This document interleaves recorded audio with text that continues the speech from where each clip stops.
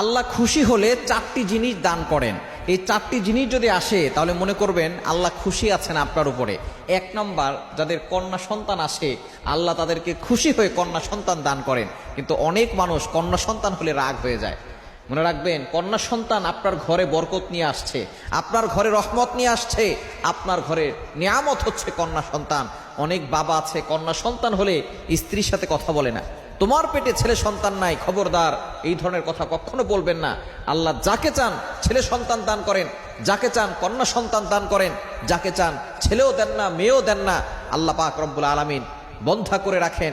সুতরাং আপনার স্ত্রীর পেটে যে কন্যা সন্তান আছে, যদি তাকে দোষ দিতে চান তাহলে দোষ তো আগে আপনার, দোষ আগে আপনার। কেননা আপনার সিমেন্টই তো আপনার স্ত্রীর শরীরে গিয়েছে। সুতরাং দোষ যদি আপনার স্ত্রীকে দিতে চান তাহলে আগে আপনাকে পিটানো দরকার যে আপনার সিমেন্ট থেকে কন্যা সন্তান আসলো কেন। সুতরাং দোষ কাউকে দেওয়া যাবে না। কন্যা সন্তান এবং ছেলে সন্তান এগুলো সব আল্লাহর পক্ষ থেকে আসে। এক নাম্বার, আল্লাহ তাআলা কন্যা সন্তান দান করেন যার উপরে আল্লাহ খুশি হন।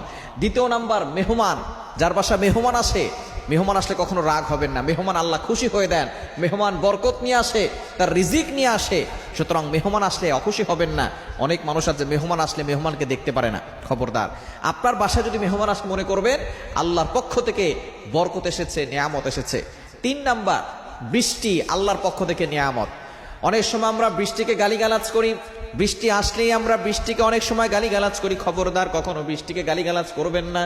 আবহাওয়া ওয়েদারকে কখনো গালিগালাজ করবেন না। শীত পড়লে শীতকে গালিগালাজ করি, আবার বেশি গরম পড়লে সূর্যকে গালিগালাজ করি। মনে রাখবেন, পৃথিবীর সব সৃষ্টি কিন্তু আল্লাহর।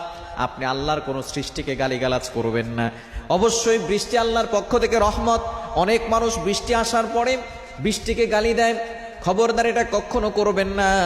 আল্লাহর রহমত যদি পেতে চান বৃষ্টির সময় আল্লাহর কাছে দোয়া করবেন, দেখবেন আল্লাহ তাআলা সকল দোয়াগুলো কবুল করে নিবেন। তিন নাম্বার, আল্লাহ খুশি হলে বৃষ্টি দান করেন। চার নাম্বার, আল্লাহ যার প্রতি খুশি হয় তাকে আল্লাহ অসুস্থতার নিয়ামত দান করেন। আপনার রোগ হয়েছে, রোগ সারছে না, মনে করবেন আল্লাহ আপনার প্রতি খুশি, এজন্য আপনাকে অসুস্থতা দিয়েছে। কেন?